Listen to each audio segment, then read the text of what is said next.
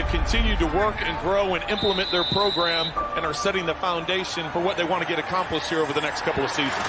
I think one of the most intriguing teams this offseason is the Miami Dolphins. The Dolphins have the capital to do whatever they want. They're competing and building a culture. I believe in team. I would say that. If you want to strive to do something great, as a group, you got to work together. You have a plan, you stay true to the plan, you execute the plan. The Dolphins, this is how you turn around a franchise, like this. We're trying to build a team that's going to win right now, and we'll be very aggressive. Welcome to the field, your Miami Dolphins. We're looking for guys who are tough, who are smart, who are competitive, love to play. They have landed some big fish. Love what the Miami Dolphins did. You're trying to build something there. Patrick throws to the end zone. It is Parker. Darnold never saw the pressure coming, and he's leading. Siki wide open. Touchdown. Let's have some fun and play together, man. Win on three, win on me. 1, 2, 3, win. If you can get a group of young men to band together, to believe in one another, to practice and prepare at a high level, then you'll win ball games. Big man, touchdown, picked off by Bobby McCain.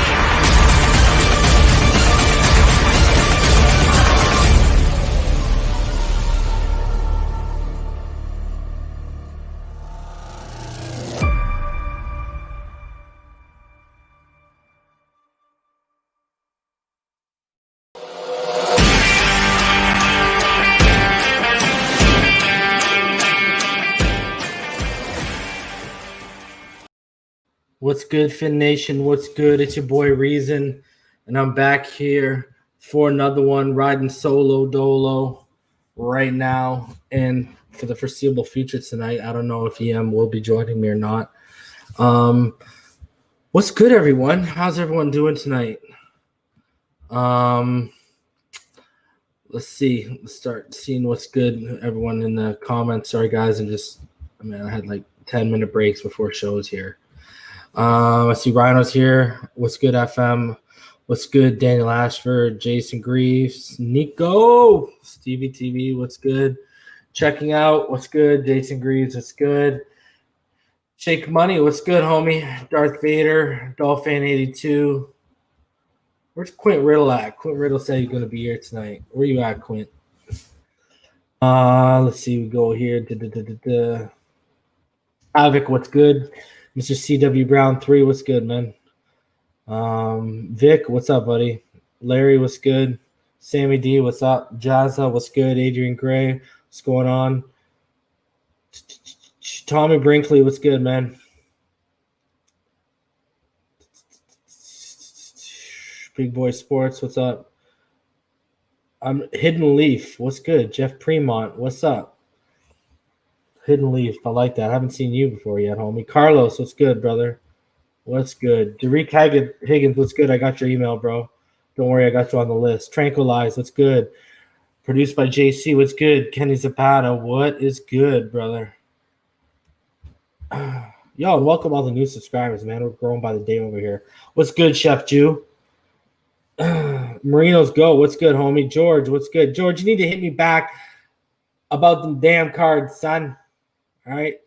I should be getting some hobby boxes in the next couple of weeks, guys. So we'll be back on the hunt. It's just with training camp going on right now and Madden dropping. We'll hold it off for a little bit of a sec. Alreezy941, what's good, buddy? So, yo, my heart is broken today, my friends. Y'all already know the ones of you that have been around since I started this whole YouTube thing last October, y'all know. What's good, Quint? What's good? Y'all know how much I loved Curtis Weaver, man. I'll say it again till I'm blue in the face. When all these people were talking, we got to take Chase Young in the top 3, and then back then AJ Epinesa was highly touted, and everyone's like, oh, well, if we're in the top 10 but not top 3, we got to get AJ Epinesa. And I was like, yo, wait for Curtis.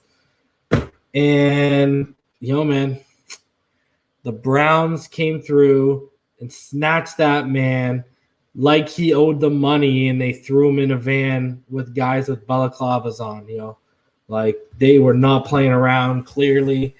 It's a scary thought that in a year they're going to be adding Grant Delpit and Curtis Weaver back to that defense. But good luck to them in the division they're at.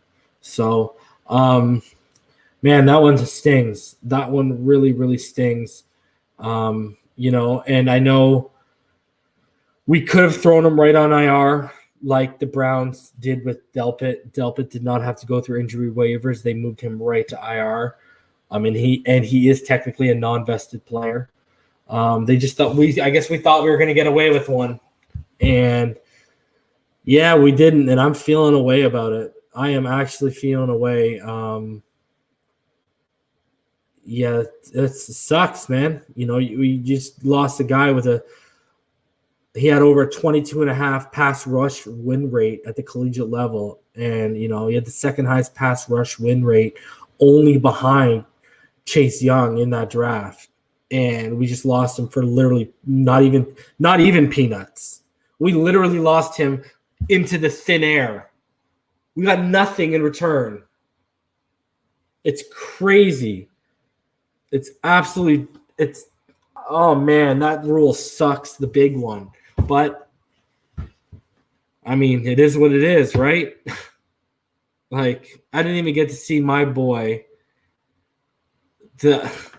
in the aqua or the white. Like, are you for real? Like, and everyone and their mother after the draft was like, oh, he might be able to steal the draft. We had to know this was going to happen, but now that it's a reality, brutal, man. That's like, if you guys remember, I've been banging Tua since like last July. That's like the same thing, It was only a couple months later I was banging the drums for Curtis, and that was only a month into the collegiate season. Obviously, I would start banging harder once I see him, producing at the rate he was the year before again. So I don't know, man. That sucks. Like, that's a real hard pill to swallow. That is a real tough one to swallow. I don't really know what else to say about that, especially for a team when, like, you look at the depth. Okay, we brought back Trent Harris, great, but look at the depth. We've lost Beagle. Glad to see our boy Van Ginkel stepping up, but we don't have the depth to afford that kind of loss. It sucks, man. It sucks. So, is what it is. Still gonna wake up and see another day, hopefully. So got to move on with my life. But yeah, that's a tough one to swallow. That hurt a lot. So yeah, I guess for me, we knew it was a serious foot injury. We knew he'd be out for a year. Some people are reporting, and they're obviously speculating because Flores and staff aren't going to come out and throw the kid through the ringer, but people are speculating that, well, he must not have been really showing up and showing out at camp because, I've seen the reporters out there today saying, oh, he must have not been showing up and showing out at camp because they just cut bait with him. So, obviously, but guys, remember, one of Julian Davenport's worst days was against Curtis Weaver, right? It was Raekwon Davis had blown up, and so Curtis Weaver blew him up for a day too. And what's crazy is Curtis Weaver started to pop up here and there in the last 3-4 practices. So I don't know, man. I just thought maybe they could sneak one by because if you guys listen to Flores' presser today, when they talked about him, he actually said teams in this process, he wasn't expecting teams to make a lot of claims. So maybe they thought they were just gonna get by with this one, and it didn't work out. So it is what it is, though. Definitely gonna have to move up with my life. So it is what it is, guys. Though Tua today, your daily Tua update. Not a lot of highlights come out today, to be honest with you, in terms of the ball being thrown. Our daily recap video of highlights hasn't even come out yet. So, so there's, the general consensus basically was, people liked what they saw. Some people said that they felt that he grew, like in terms of like he didn't exactly come out and light the world on fire like yesterday, but they still continued to see things they like, and they still continue to see the progress. And then there were a couple of reporters, obviously, that it was okay, but we'll get into that. The stat line officially for today was apparently he was 7 of 13 for 2 short touchdowns, an interception on a tipped pass. He also apparently had 2 near interceptions. He was sacked twice, and he also incurred a delay of game penalty during a 2-minute drill. Big positive, though, from what Safid Dean said here. He is growing more comfortable with each passing practice. So, I mean, that's what Safid Dean. So, if we were to give an updated stat line of what Tua Tagovailoa is in 11-on-11s so far during padded practices, and obviously they are meaningless numbers because it's practice. He is 37 of 59, 9 touchdowns, 2 interceptions, 5 sacks, and he had a interception today on a 2-point conversion. So we'll get into that as well. So that's why it's not counted in, because it's a 2-point conversion. Technically, it wouldn't count against your stat line. So there you go. That's what his updated numbers are. I mean, not bad. I mean, are you really going to is he out here lighting the world on fire? No, but like we said, what did he say yesterday, even after he had a terrific day? We told everyone that you're going to have good days, you're going to have bad days, and in between, you're going to have okay days. So, I mean, right now we're 7 practices in. He's got about a 64 completion percentage, 9 touchdowns, 2 interceptions. And remember what was said yesterday from Alfred Tega from 3 yards per carry. The notion that people think he's putting up these numbers against bums are, and I quote, widely inaccurate. So, yeah.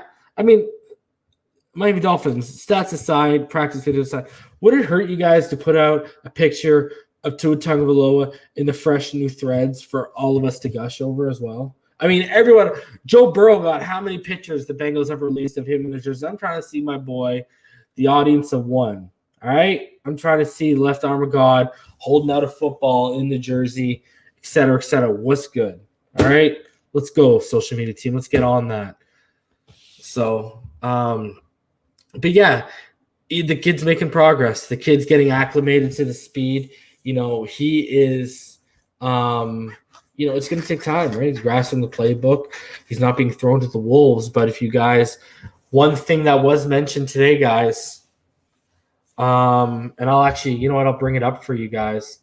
And this is something that you guys should really kind of start to put things in perspective for you guys in terms of not just a pecking order, but where we're at in terms of who the starter is moving forward, et cetera, et cetera.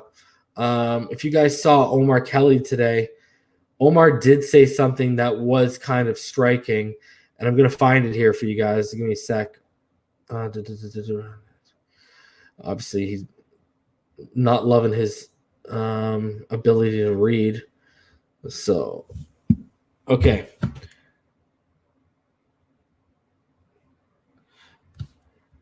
Because the word out of camp, guys, is that Josh Rosen, and we'll get into his Zoom. I was very, very impressed by Josh Rosen's Zoom today. I wasn't feeling good in the early days, so I wasn't able to sit in.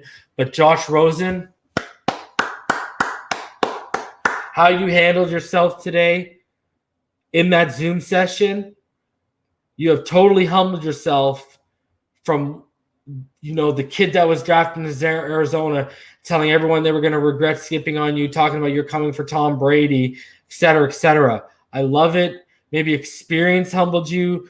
Maybe the humility of losing the starting job multiple times humbled you. Whatever the case may be is, shout out to Ball Game. He was right when he told me backstage personally, Josh is much more at peace this season. He said this literally about a week and a half ago to me. So shout out to Ball Game for being right about that. He's accepted his role when he talked about why he didn't want to be traded when he talked about how he's just here to grow and develop. This guy has accepted the role that he can be backup. And Josh Rosen, if you keep that attitude, I will retract everything I said in terms of I'm worried about that energy being in over there because it's human nature. Someone will be bitter getting basically drafted over 2 years in a row. If this is the real you, I not only applaud you, but I say if you're going to keep that attitude, that humility, that humbleness, and you're going to continue to grow and develop, and Tua is the future, I got no problem with you sticking around and being the backup at all if that's the route you're going to take. I was highly impressed with your Zoom today. That was probably the best interview you've done in your professional career. Kudos to you, young man. Grow and develop. You've accepted your role. You've accepted the circumstances. You're not being a diva about it. Kudos to you, young man. I am going to applaud you for that. That attitude, Rhino's right. That attitude will not only do wonders for your career, but that attitude is how you'll stick around. If you continued to perform the way you were performing and had the attitude you had when you came in here, there was no way you were going to stick around. But the attitude you've taken on, that is how you will stick around in the NFL, even at a quarterback to backup capacity. Kudos to you, young man. You got to be objective. You got to be objective, guys. I am objected to the tape, and I'm objected to the person, and I'm objected to every circumstance. And anyone who can knock him as a person after that, I can't agree with, because he brought, and I'm sad that I missed out on, and I wasn't feeling good today, and I didn't sit in on that Zoom, Josh, because kudos to you. Ballgame has told us you've watched this show. You knows what's up. Bro, I got to say kudos to you, man. Applauded you. I'll stand next time if you win the starting job and you continue to have that and you continue to grow and develop, okay? So all we can say is the tape is under your control. The evaluation is under everyone else's. Put out tape where people can get respectable, good evaluations to obviously match up with how you are as a human being right now, and you will succeed, my friend. That's all I'm going to say to you. All right. Highly impressed with him today. But I will say a striking thing that Omar said today, guys, all right? It was about the reps. And like I said, remember I said to everyone, and the actual reason I wanted him traded, why, guys? I said trade him to Jacksonville so we can compete with Gardner Minshew, or trade him somewhere, or trade him to Tampa Bay where he can be the heir to Tampa Bay and continue to grow and develop, right? And word out of what kind of, I'll show you guys the tweet right here of what Omar said today. This has got to be worrisome for him in his camp, where he says Tua is getting all the quarterback reps right now. Josh Rosen barely sniffs the field for 11-on-11s. If you don't think that's going to speed up his development, you're clueless. And obviously they're talking about Tua. He is getting better, but it's clear he's not comfortable, which is to be expected. But let's stick away from Tua on that. Let's highlight Josh Rosen. That's one of the reasons why I said trade this kid too. It wasn't so much, I did highlight, hey, human nature could be that you're going to be bitter after being chosen over 2 years in a row. But another thing was I said to you guys, I don't know if he's going to get a realistic shot. And I stick to that. I don't know if he is going to get a realistic shot. And I know a lot of people don't think he's got a fair shake, but is that a fair shake if we're keeping around and he's not getting a realistic shot? So that's where I'm basically at with him.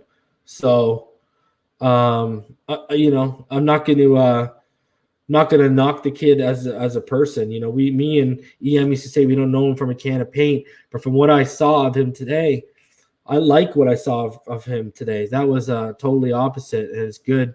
It's a good thing to see. He's growing. He's growing from a young man into a man, and that's good to see. Obviously, experience. The NFL has humbled himself a little bit, so it's beautiful, man. I hope the kid continues to grow and develop. He's got to get the reps. That's the position you got to get the reps at. So, it is what it is. Obviously, they've liked what they've seen from Tua. and they're going to be giving him, increasing his rep count. From what we understand, Tua still hasn't worked with the ones. So, or maybe he did today. I don't know. But we haven't heard that he has, and all the reports that we have so far is still 2s and 3s. So we'll see how that goes. Let's get into let's get into some of the recaps from today, guys. And then what's going to happen is I got a couple things to go over. We'll go over some recaps, and then we're going to go over hopefully that camp video drops. I've kind of covered Rosen's Zoom a little. So we'll just go over basically our boy over here, Tua, and how everyone's day was today at training camp. And before we do that, though, guys, smash that like button if you're here. There's 113 people in the room. Smash that like button if you're sitting there watching. Appreciate you guys just tuning in and giving us the views. If you'd like to donate to the channel, paypal.me/Phinside. If you'd like to become a Patreon, patreon.com/Phinside the NFL. And as usual, guys, I do it every show. I like to shout out all of my Patreons because, they take the time and they're nice enough to open their wallets, and they are what helps fund everything you see here. And everything you're going to see in the regular season and beyond, because we got some big things planned, guys. It's going to be, I'm telling you're all joining at the right time before we hit stride in this season. We got some big things on the horizon. All right, so Infinite Trauma, Rhino Sith, the original OG Patreons, Fake Spike 94, Joe B, KA All Day, Ramon Casillas, Seth, Mr. Two-Bits, of course, the homie, Shake Money, and we appreciate every single one of you guys that, look out for this show and support this show. And guys, if you want to be in fantasy this year, join the Phinside the NFL Fantasy League. We got a $25 league that's going to be maxed out at about 12 players. I think we're about 8 right now. I think we're about 8. So if you want to be in that, I think there's about 4 spots available in that. Email me, phinsidethenfl@gmail.com. We got a free league going, and we're just going to let it run wild. We might even run 24 teams and thin it out for people. So it'll just be as many people want to join up until the date. And we will be drafting. I will be cutting the date off in 6 days. August 31st will be your last day to join, because then I'm going to be hitting up with people with info of draft dates. So email me, phinsidethenfl@gmail.com. Tell me whether you want to be in the free league, whether you want to be in the $25 league, or whether you want to be in both, and I'll put you down. And yeah, guys. So continuing on, and we do have more in the free league right now as it stands. So continuing on, guys, we will keep it moving here. We'll get into a few of the stories coming out of training camp today. And let's start, as always, like we do, with the Miami Herald's recap, because it's one of the more in-depth ones. And we will be expanding in terms of subscription, guys. I'm looking into a couple things. We'll be getting into some other publications subscriptions, so we can go over a few more reports. So basically today, a day after throwing 3 touchdown passes, Tua Tagovailoa had fewer opportunities to throw, but was decent. His day included 2 touchdown passes in red zone drills to Myles Gaskin, who I keep pointing out, everyone. Watch this kid. I pointed it out. This is who I thought was going to be really taking Balage's spot, and it looks like he's going for it. What if he turns into what I saw he was on his college tape? We might have something special with that kid. So, but Tua also had an interception and the other was to Matt Breida. I also had an interception by linebacker Andrew Van Ginkel, who continues to show up, and you can tell he's not facing jabronis, because Andrew Van Ginkel is getting first team snaps, guys. So that right there tells you, and Andrew Van Ginkel has been awesome. So he batted the ball, then he caught it. Meanwhile, presumptive starter Ryan Fitzpatrick was at his quintessential streaky best, putting together a day that included 7 consecutive incomplete passes at one point, but then producing 4 consecutive touchdowns, 1 run and 3 passes in team red zone drills. That's Fitzy for you. Josh Rosen was also in attendance and had a TD pass to Chester Rogers in the red zone work. More on him later today. We can go over that if you guys want. So one common theme for all 3 quarterbacks, they face heavy pressure with Emmanuel Ogbah, Shaq Lawson, and Jason Strowbridge again popping up. Shout out to the homie. I pulled his rookie autograph card on one of our Tua hunts. Among these, generating a strong pass rush. At least 6 passes were batted down. So is the defense that good, or is that rookie-riddled offensive line struggling? Is this one of those days where they're struggling? We'll never know, right? Let's start with let's just start. I'm not going to – these guys hating. Let's start with Tua. In his first 11-11 series in team drills, Tagovailoa completed a 20-yard pass to Rogers with Dietrich Nichols in coverage and then 3 incomplete on a ball that was off target. On his next 11-11 series, Tagovailoa was sacked by rookie Strowbridge, who beat offensive lineman Robert Hunt and then overthrew Rogers for an incomplete pass. A short time later, Tagovailoa threw a beautiful 15-yard pass to Ricardo Lewis on his third 11-11 series under center, but safety Bobby McCain sacked Tagovailoa soon after that. Later in red zone drills, Tagovailoa had a pass broken up by cornerback Breon Borders, who continues to show up. Nice pickup off the waiver wire there, who has done good work in the past week, like it says, and then was forced to throw the ball away when Strowbridge blitzed him.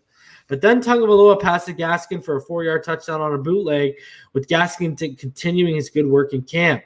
With Tagovailoa again behind center in red zone drills, Tagovailoa then threw to Breida for a short touchdown, with Noah Igbenogany in coverage. But Van Ginkel then batted that Tagovailoa pass and intercepted it at the 1-yard line. As for Fitzpatrick, his first 11-11 work went quite up and down, it sounds. He completed an intermediate pass to Mac Hollins with Nick Needham in coverage. So Mac Hollins showed up, then completed a short pass to running back Matt Breida, then completed an intermediate pass to tight end Adam Shaheen, who made a one-handed catch with Needham playing him very tightly. Then completed a screen to Jordan Howard and had a pass tip at the line. So you add in those names, we can all agree Adam Shaheen's probably the tight end too. Is Mac Hollins seeing work with the first team? His second 11-11 work included a dump off to Chandler Cox and an incomplete pass, with Needham doing an excellent job in coverage. And then things went downhill for Fitzpatrick from there, albeit only for a time. The last play began a string of 7 incomplete passes from Fitzpatrick, with 1 batted down at the line. Another of those errant passes was a deep ball to Hollins, again, Mac, and another of those incomplete passes was Fitzpatrick simply throwing the ball away when facing a pass rush. Fitzpatrick's streak of incompletions finally ended with a 5-yard completion to Devontae Parker. Then Fitzpatrick delivered a 14-yard touchdown to Shaheen, showing up. I'm telling you, this guy in the red zone, when we got him, I highlighted for you guys. Remember, if you go back to that episode, all of his work was coming in the red zone, and I showed the clips for you guys. Later, Van Ginkel battled down a Fitzpatrick pass at the goal line, but Fitzpatrick then ran a quarterback sneak for a touchdown. On the next red zone series, Fitzpatrick going hot, completing 3 consecutive touchdown passes to Durham Smythe, Mike Gesicki, and Devontae Parker. And that's good to see Durham Smythe bouncing back this training camp from last year, because for a guy who was billed as being good in pass block and run block, he really didn't deliver, and he didn't offer you much with his hands. And this year, obviously, in training camp, he's been highlighted a little bit more. Ogbah, the veteran free agent pickup from Kansas City, was dynamic on Tuesday, breaking up a screen pass, then beating Jesse Davis for a would-be sack, because Davis was flagged for holding. Remember, guys, there were referees at practice today. That's how everyone knew it was going to get a little bit more serious. There were referees present today. And then Ogbah deflected another pass. Ogbah was one reason Fitzpatrick in the overall passing game struggled for a stretch of practice. Lawson, the free agent pickup from Buffalo, had 2 sacks. Remember, I highlighted, guys, I keep telling you, when we signed Ogbah, what did I highlight? perfect scheme fit with his athletic and his power blend. And the 2 years raised my eyebrows right away because I've been telling you guys from day one, I truly believe he believes he's going to be successful in this scheme and he's going to be able to cash in as long as he stays healthy. Strobridge, the 5th rounder from North Carolina, continues to emerge. He had a would-be sack of Tagovailoa on Saturday, made a few notable plays Monday, and had a would-be sack on Tuesday. The Dolphins like that Strobridge can play both defensive end and defensive tackle. And kudos to our boy, Andrew Van Ginkel, for those 2 batted balls and 1 interception. The second-year edge rusher seizing his opportunity to become a rotation piece. See, I told you guys, what was the one thing I highlighted him that was that rare ability that you don't see out of linebackers?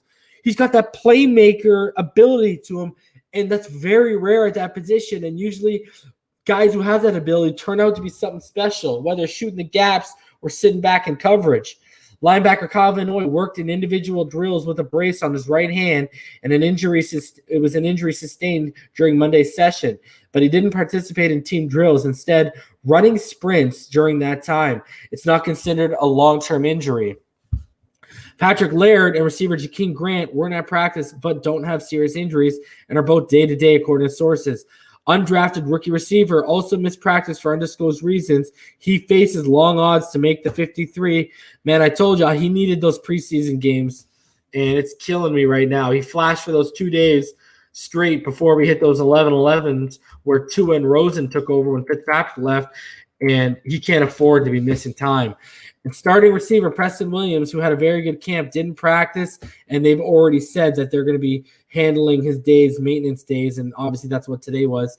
Safety Kevon Frazier did return to practice after missing 3 sessions for personal reasons. He's battling Brandon Jones and Clayton Fledgling, among others, for the number 3 safety job. Igbenogany also practiced after missing the last half of Monday's session. Ricardo Lewis left with an injury today. I told you guys, maybe carrying 7 isn't that crazy of an idea. Cornerback Xavier Howard, still on the COVID list for the 14th consecutive day, rode a stationary bicycle during practice. He's also on the PUP list after December knee surgery. It says here game officials were at the practice for the first time. First flag was thrown for holding penalty against Bobby McCain, who was trying to cover receiver Isaiah Ford. Later, left tackle Austin Jackson was flagged for holding Shaq Lawson. Needham has come on strong in recent days. I told y'all who were sitting there saying, Igbenogany. No, man. And is getting prominent role in team drills. Needham, who had 2 pass deflections on Tuesday, is the front runner for the number 4 cornerback job with Tay Hayes, Jamal Perry, Ken Webster, Breon Borders, Picasso Nielsen, and Dietrich Nichols also competing. And remember, quarterback 3 is technically your slot, right? So they're talking about he's going to be the first guy probably out on the boundary. Needham, Borders, and Hayes have been the best of the group through a week of practice. Howard, Brian Jones, and Noah Igbenogany will obviously be on the team, leaving 3 corner jobs open. A source said that the Miami Dolphins see Nate Brooks as every bit as much as a safety than a cornerback. So there you go. Another name you can throw into the hat in that safety battle. Receiver Mac Hollins, competing for a backup receiver job, has had a strong week. He had 2 catches, including a one-handed over the shoulder on Ryan Fitzpatrick's first 2 passes in team drills. Stop the presses. There was positive Kalen Ballage news. He broke multiple tackles for a long run during one of the series handled by Tagovailoa. Wow, that shows you what he's working with. They're giving him Kalen Ballage. With Grant Williams out, Rogers and Malcolm Perry returned punts, and Perry dropped one of those punts. Keep in mind, he had a fumble, not a return on Monday, drop on Tuesday, but he's not a returner like that. On the bright side, he also had a 60 touchdown. It's crazy we're out hearing more Matt Cole as well, especially being used in that role right now. That is concerning because, we can't afford to have a Jakeem Grant, a Preston Williams, or any of these guys get hurt on returning a punt or a kick. So to me, that's concerning that we're not hearing even Matt Cole's name a lot. These are 2 guys that Matt Cole and Kirk Merritt, they clearly needed snaps in preseason games in the 3rd, 4th quarter, and they're just not getting it. And now Kirk Merritt, whether he caught an injury bug or not, you can't afford that, man. And it's obvious that team officials, team management was high on him, on these guys, Matt Cole, and I'll throw Gary Jennings in there as well. Gary Jennings and Kirk Merritt, because, they cut Ricardo Lewis, who had been around longer than these guys, before they wanted to move off one of those guys, right? So, it's not good, man. We'll see how it goes. Because even if Matt Collins makes his team, you got another guy who's got durability issues. So you'd have Preston coming off an injury. Devontae's only have one healthy season. Jakeem Grant, durability issues every year, right? Isaiah Ford's your number 4. Okay, he's solid. Your number 5 would be Malcolm Perry. Okay, he's solid. And then your number 6 is Matt Collins, who has durability issues. So that's 4 of your 6 guys have durability concerns in their history. So to me, carrying 7, now y'all are seeing why I keep saying take 7. Whether that 7th is a Gary Jennings, a Kirk Merritt, or a Matt Cole obviously remains to be seen. But, give it to the homie EMdolphinfan. It does seem like Matt Collins is making plays. And if you can include that one-handed catch today, that's 2 one-handed catches he's made. He's made one from Tagovailoa, and now he's made one from Ryan Fitzpatrick. So he's showing up and showing out. It's just a matter of, is he going to be able to stay healthy? That is your actual real question.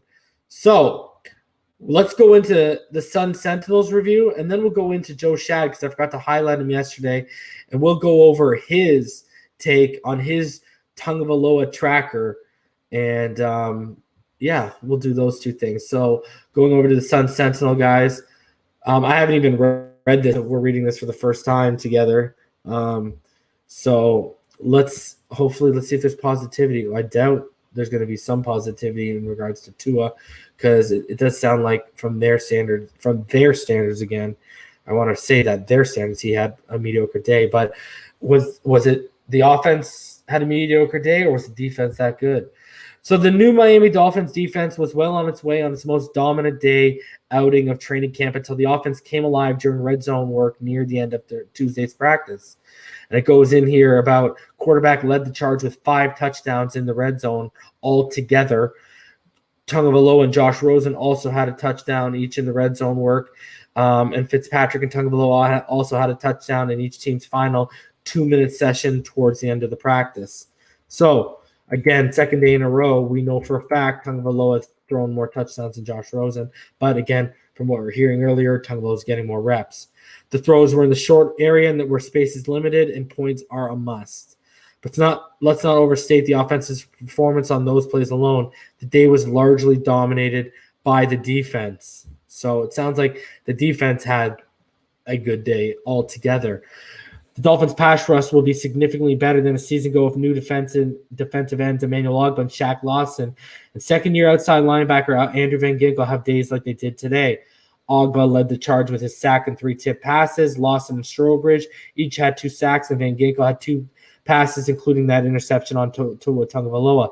Again, they highlight Nick Needham's strong day, saying he had 2 more pass deflections.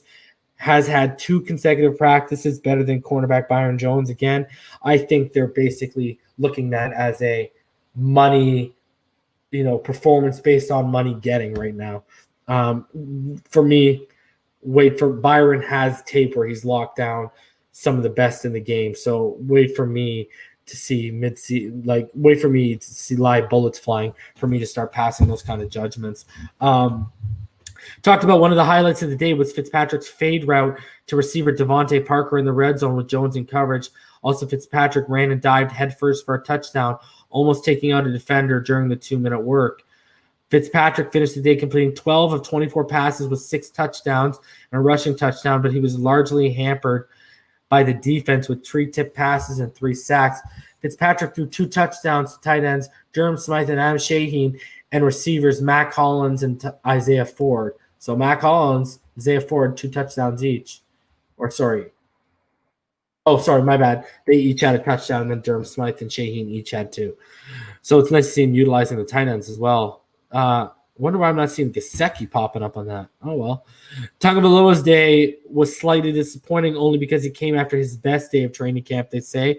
Goes on to say he completed 7 of 13 passes with 2 short touchdowns, an interception on a tip pass, 2 near interceptions, 2 sacks, and he also incurred a delay of game penalty on the 2-minute drill. The overlying positive, despite the statistical line, Tagovailoa is learning to trust his teammates, is not afraid to make throws into tight windows or take shots downfield, and he's growing more comfortable with each passing practice. Also, Rosen only threw 5 passes on the day, but they were all complete. That's good to see here. So, Dolphins quarterback Xavier Howard, they highlight how he worked out today. And they highlighted how Preston Williams and Jakeem Grant did not practice themselves, which we already knew. So, it sounds like a little bit of it was an okay day for Tua. It sounded like they gave him more reps. It was an okay. He didn't light the world on fire. Cooled down a little bit. So, again, this is why I said, show me a week and a half, 2 weeks of solid practice. Don't show me 1 day or 2 or 3 or 4 really good days strung together, because to me, that's just not going to be enough to claim the starting job in the NFL, let alone call yourself a franchise quarterback. So good to see, though, that he is making progress, and Safid Dean and them highlighted the progress that he's making. That's good to see. You just want to see him. What have we been saying? We want to see him get more comfortable every day. You want to see progress and development. Obviously, they like what they're seeing if they're giving him more reps themselves. So that is a very, very, very good sign. So continuing on here, we'll go on with Joe Shad and what he said in his Tua tracker today, because this is the #1 Tua Tagovailoa bandwagon channel out here. Don't hate us because we're beautiful. So Tua Tagovailoa, guys, the question was, obviously, we all wanted, I think a lot of people were expecting him just to come in and continue to light it up, but temper your expectations so you'd be pleasantly surprised when you get days like you did yesterday, especially early on, guys.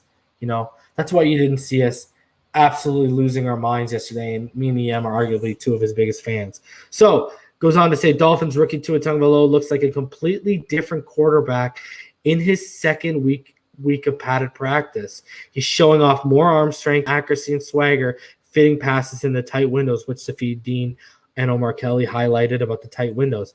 And Joe Shad's tweet here says, Tua Tagovailoa looks like a completely different player in week 2 of Miami Dolphins training camp. Swagger increase, arm strength increase, reading the defense better, firing to the sidelines and the middle of the fields with uncanny accuracy. Tua is fire. So, love to see that, guys. Love seeing that. It says this is the Tua. It goes on to say this is the Tagovailoa that the Dolphins selected with the 5th overall pick. And it goes on to say, highlight all the receivers that they were without on the day, Williams, Grant, and Merritt. And it goes on to highlight that officials were at practice. So it goes on a little bit. His 20-yard out to Chester Rogers that we talked about earlier was well-timed and placed. He then threw an absolute dart, a little bit more context to the Ricardo Lewis throw we highlighted earlier. And it says Tagovailoa is carrying himself differently than he did in the first week of action. You'll love to see it, guys.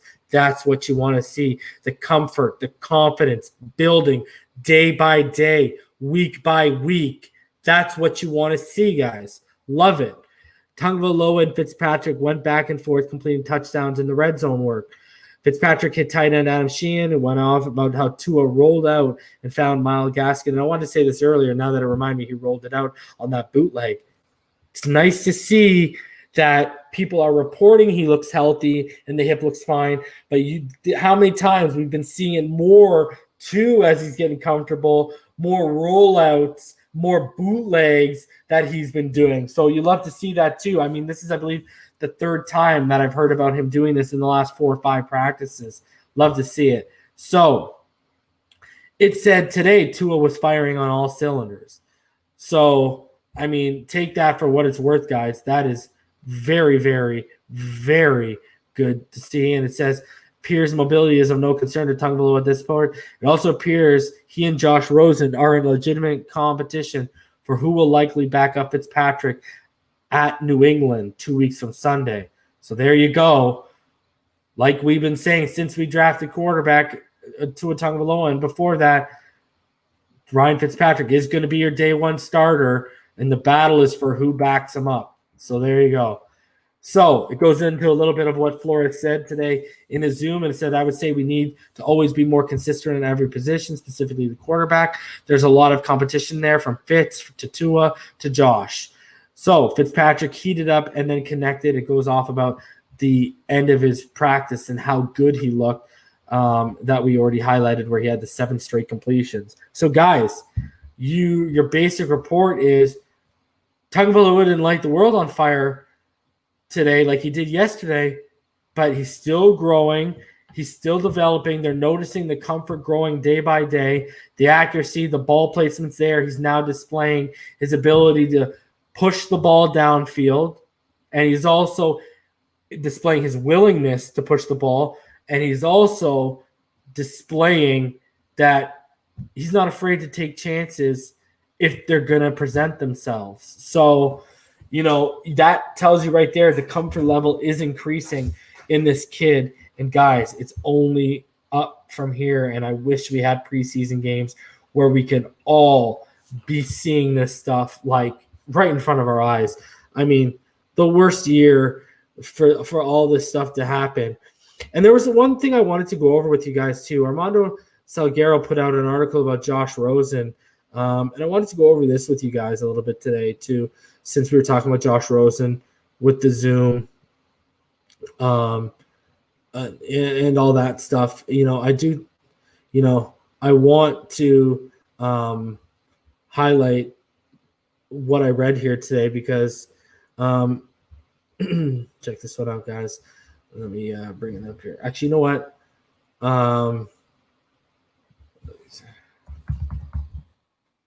Bring it up for you guys.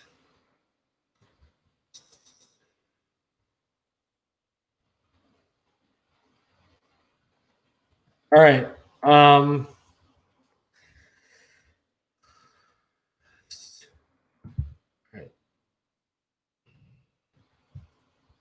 And he just dropped something actually on Curtis Weaver that we'll go over too. And what I'm going to do, guys, is I'm going to drop the StreamYard link for you guys after I go over these next few little articles. We'll have a couple of you guys on. We'll kick it. We'll talk some football. Just give me a sec here, guys, to pull this up. Because you know what? You got to give the kid props for, that Zoom session. I'm telling you, it really, really impressed me.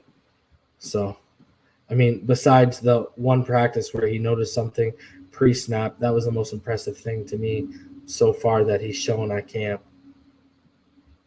So, without a shadow of a doubt.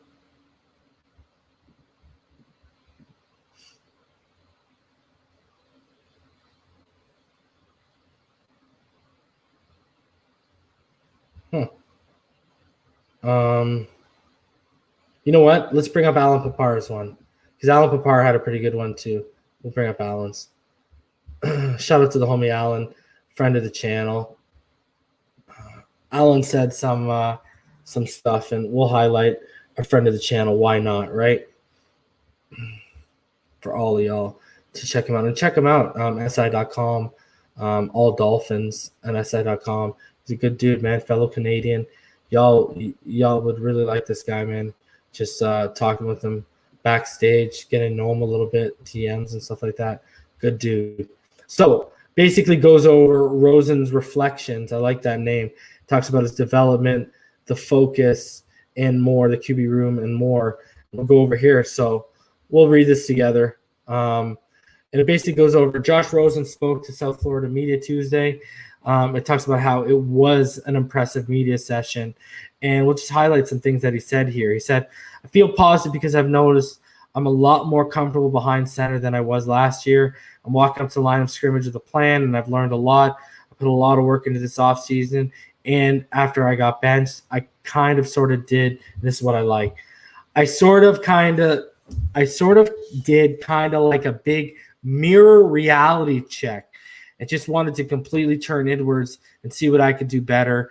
I kind of flicked myself in the head like you're literally in the room with one of the best minds to ever do it, and that's Fitz. So I basically just sat there and tried to swallow up as much as I could from him, and I took that sort of the I took that sort of process into the offseason, and I'm pretty happy with how I am behind center at this point.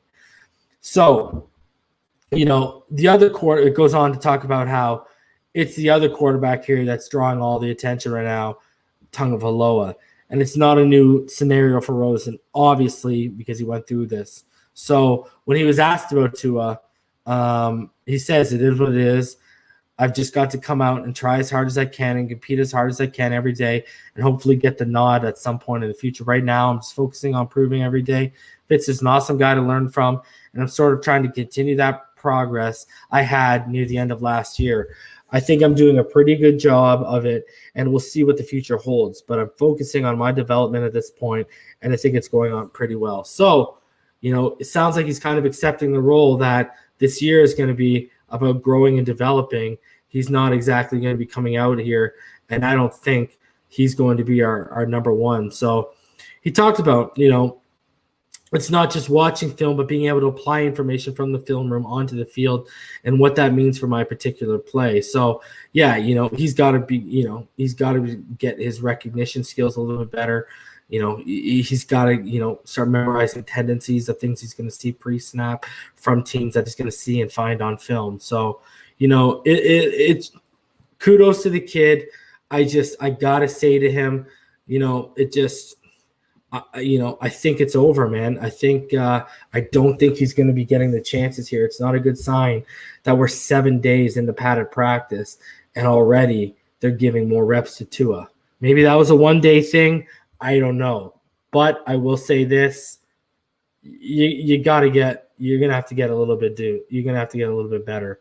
So, yeah, it is what it is. He accepted his fate. He's got to do his own thing.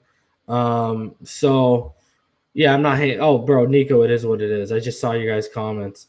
It is what it is. People were seeing the views and seeing the 140 likes and only 6 or 8 dislikes, and they're like, "Oh, gotta do something about that." So there's 122 in the room. Smash that like button. Don't be one of those haters in the background, just all in the silence, saying, "Oh, what's yeah." Dislike, oh, this guy's popping off, this channel's being successful, I'm gonna hate.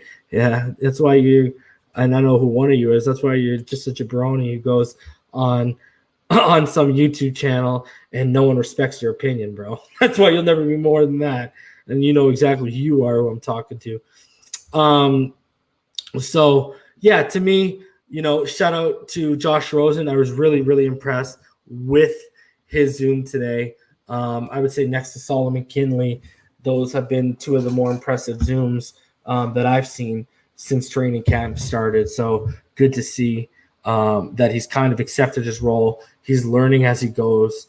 And, you can't ask for more, man. Just know your role, learn, develop every day, and that's all you can basically ask any player in the NFL to do. It doesn't matter whether you're a quarterback or what position you play, right? So, yeah, I wanted to give him his props today and his just due because, I'm no jabroni out here, guys. Like, I hold it down. And you know what we'll do, guys? We're going to go over, as usual, we got that training camp video that we like to do every day. So I'm going to cue this up for you guys because it's kind of turned into a tradition here. So let me bring that up for you guys.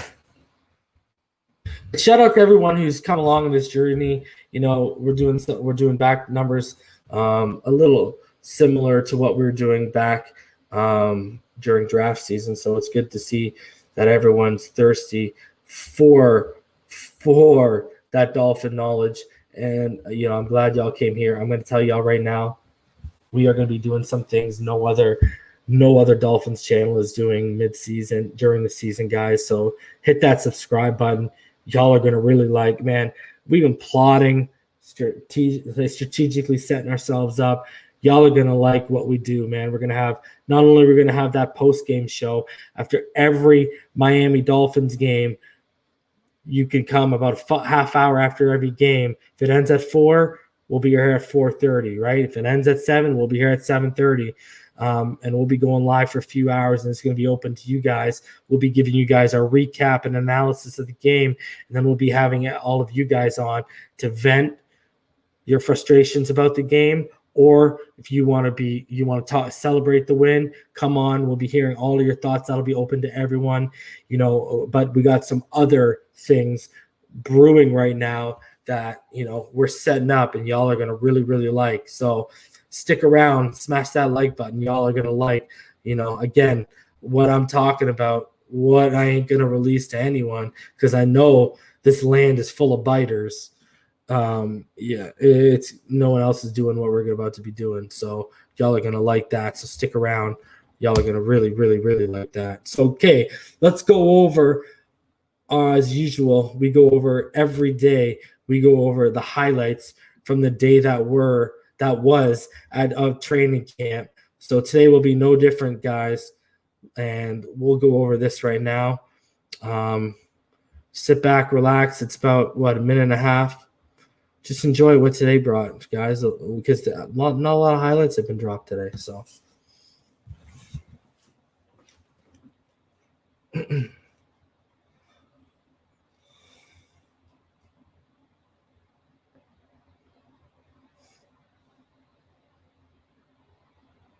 there he is, Fody Glock.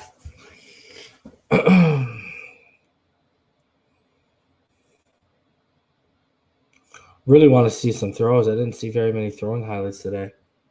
Of course, I get a handoff to Jordan Howard. Why not?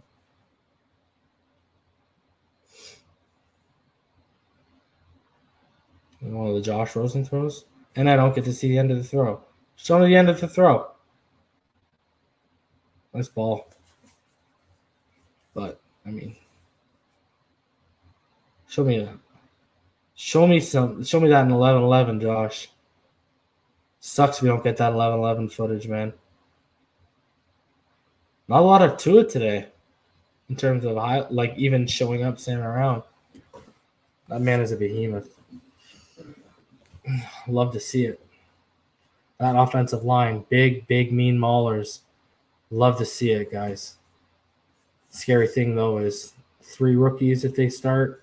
Those are some growing pains. That's why you got. From what I've seen, I don't think Hunt is going to be starting at right tackle. I really do think Jesse Davis might win that job, guys.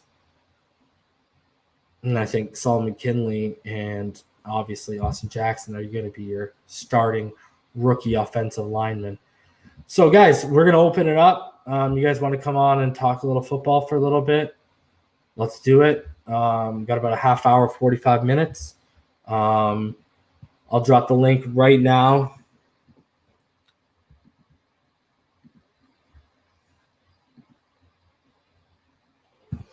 Y'all want to come back here, talk about anything regarding training camp?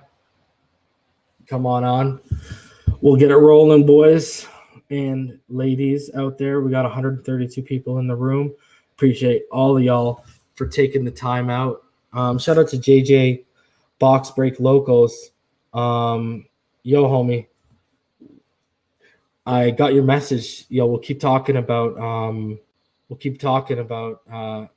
that whole package you're talking about. Sorry, I just been mad busy, man. Mad busy out here. Busy. So let's go. Ryan, what's good, homie? What's up, brother? How you doing? Not too bad. How are you? Good. Pretty good day for camp, I'd say. Besides Weaver, of course. Solid day, bro. Solid day. No, well, yeah. I mean, we knew that was going to happen, though. But that's why, again, why was I not, throwing a celebration? Why didn't I roll out a nice cake with Tua's picture on it? Why wasn't I sitting here with party hats, letting balloons raise up to the ceiling off one day yesterday with Tua? It's because you're going to have days like this. So where he's just okay. But like Flores highlighted and like our coaches have highlighted, it's not, and even Fitzpatrick himself, it's not even about the throws or the incompletions or the completions. It's about you want to see him making the right decisions, and you want to see him getting more comfortable and grasping the playbook more and more by each day. You know what? Here's the thing. If you're going to throw 10 or 12 interceptions, practice is the time to go throw 10 and 12 interceptions, not in the middle of the game when you get brought in. Yep. So, Yep. I feel your reason. Exactly. Can I say something real quick? Go ahead, bro. Thank you. I appreciate, reason I want to say this real quick. I appreciate you giving us the chance to voice our opinion. Like no other show do this, and you do this, and I appreciate that a lot. Like I want you to know that I appreciate that a lot. You give fans a voice to speak, and I appreciate that a lot. But me saying that, y'all heard how the confidence of Josh Rosen. Y'all heard the confidence of Josh Rosen, bro. Like us having two quarterbacks, I don't understand the hate. Us having two good quarterbacks. I like to have two good quarterbacks than us having one good quarterback. Now we got two. I mean, 3's even better. Yeah. No, not Fitz. Fitz not that good, bro. I'm telling y'all. Y'all gotta watch the tape, bro. He had 6 touchdowns today. People still believe that Brian Jones played number 2 corner for the Cowboys. I'm dead ass. A lot of people believe that. But if you watch the tape, I'm telling you, because I'm saying this on YouTube. This is live action. Watch the tape. Brian Jones played number 2 quarterback. I will bet anybody. I got a lead. When we bet money on, I'll bet anybody. Brian Jones played number 2 quarterback for the Cowboys. He was free safety, and he played number 2 quarterback. I remember asking Reason, how would he feel? They asked Brian Flores if Nick Needham played because he be looking good. I said, how would it look if we put Brian Jones at the number 2s at the free safety spot? We put Nick Needham at the number 2, and we put Xavier Howard because he's underrated. Xavier Howard to me is one of the best corners. I might be a little biased because I'm a Dolphins fan, but he's number 1 corner, bro. Besides him moving his hips, like you watch the tapes, it's really him doing hips. Like if you watch him going in and out of his breaks, him coming out of receivers in and out their breaks, that's what slowed Xavier Howard down last year. He had surgery. We got killed because of a dude from the Steelers. That's what I'm telling you. I watch tape, bro. If you watch Steelers, it's a dude named Dante Johnson. They got from, I want to say Toledo. He was killing Xavier Howard when we played the Steelers. Yeah, but he's Deontay Johnson. A 4th round draft. Deontay Johnson is killing the X-Men. Hold on. Deontay Johnson is a lot of people's breakout candidate for this year. Deontay Johnson is a very he was a 4th round pick last year. Yeah, but 4th round pick last year. But hold on a second. Hold on. Put it in perspective. Hold on, bro. Preston Williams was undrafted. And he's got that. But he's got a stat. But you can't, dude. You can't use your narrative for one, but then kind of throw it out the window for another. I'm not trying to say that, but that's Chris Greer. I think we got one of the best drafting scouts. I think we got some of the best drafting. But okay, like I was gonna say, and Joe Miller highlighted, but I was gonna say, see. Byron Jones locks down number 1 guys, bro. Hold on, bro. You gotta let other people talk, bro. You gotta let other people talk, bro. Yes. Okay. You like this? I'll tell you. I've said this before. Don't speak over people. Don't yell over people. That annoys me. They do it on another channel. I don't do that shit here. Don't fly here. And that's for everyone that comes on. Okay. So he shut down DeAndre Hopkins when they played Houston. When he played us. Preston Williams was our most productive receiver at the time, and he was on Preston Williams. So people say when we played the Cowboys, I'm not done. I'm not done, bro. Let me finish, brother. Okay, when he played the Saints, he lined up against Michael Thomas, bro. Like this is what I'm sitting here saying. Like even last time you brought this up, right? I went and I was watching highlight videos as you were talking about it without even diving into the film. Highlights only show the best plays. They don't show the fuck up. That's why you gotta watch the whole game. You gotta watch the whole game. Dog, you're not letting me finish, bro. You're killing me right now, bro. My fault. Okay, so I just said I didn't dive into the film. I wasn't gonna bring up film while we're sitting live on YouTube.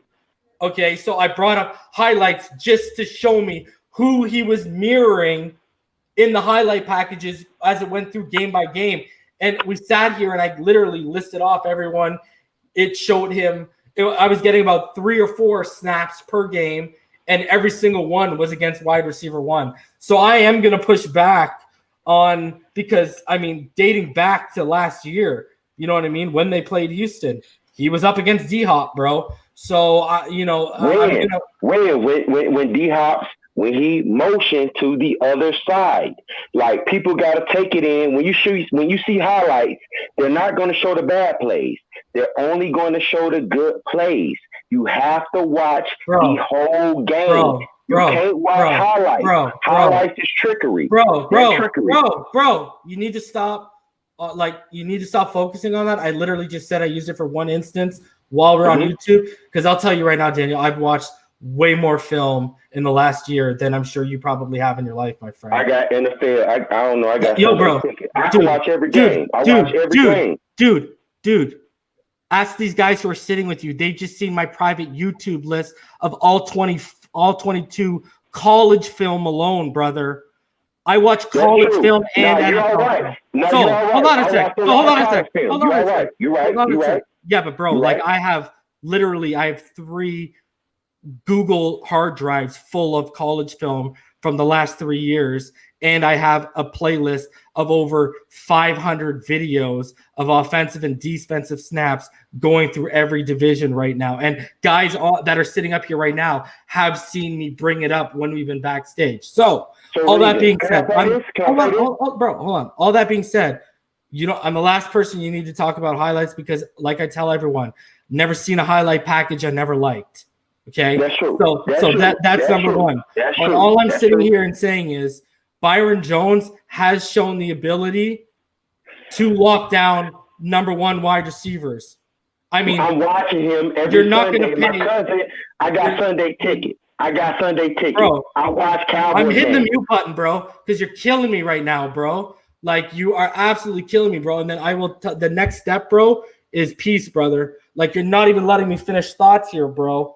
Like, that, we can't have a debate if it's I can get in 10% of what I want to say all the time, and then I get cut off and talked over. This is why I tell people, don't talk over people. Like, I will tell you, boom, go ahead, all right? I do this before. You've seen me do this before with other people when they're trying to make a point and they're talking over someone. I revert, and I've done it with you before. So, like I was saying, bro, with Byron Jones, he has shown the ability to lock down number 1 wide receivers in this league. You're not going to pay anyone $82.5 million if they haven't shown that ability. But his game goes beyond locking down number 1 corners in this game. We talked about this and highlighted. His strength he is one of the best press man coverage corners in the game right now. Okay, and why is he like that? Because of his ability to mirror, all right, but his ability as a sure tackler. This guy is almost as sure as it gets at that position in terms of reducing the amount of yak you can gain after that ball gets in your hand in open space. And that's all he's going to. And my thing is, I don't want people sitting out here, and I think you're kind of falling victim to it. People are sitting here because really, the only one that's lighting them up the past couple of days is Devontae Parker. And I've put the highlights up. I've not even put the highlights. I put up all the snaps for people to see here of Devontae against Stephen Gilmore last year. And Devontae Parker has turned into a guy who he can beat you with route running, he can beat you with his speed, or he can beat you with his body. So until I start, okay, here's where I'm going to get worried. If we go into week 1 and a Keneal Harry or a Julian Edelman or one of these people starts putting numbers on the board, if we go into week 2 and he's up against Stephon Diggs, and you can actually find the film, Byron Jones has locked Stephon Diggs down in the past before. So if Stephon Diggs starts lightening him up, then okay. But here's the thing. This guy's going up against right now a receiver who clearly is not only in the best shape of his life, He's the most confident he's ever been at this level. He's playing the best ball he's ever played at this level. And you could make a legitimate argument that he looks like he's about to take a step into top 10 discussion in wide receivers if he stays healthy this year. Now, Preston Williams has only beat him once or twice.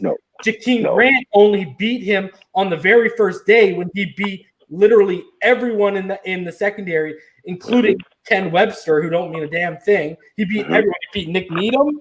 He beat Byron Jones. He beat everyone that day.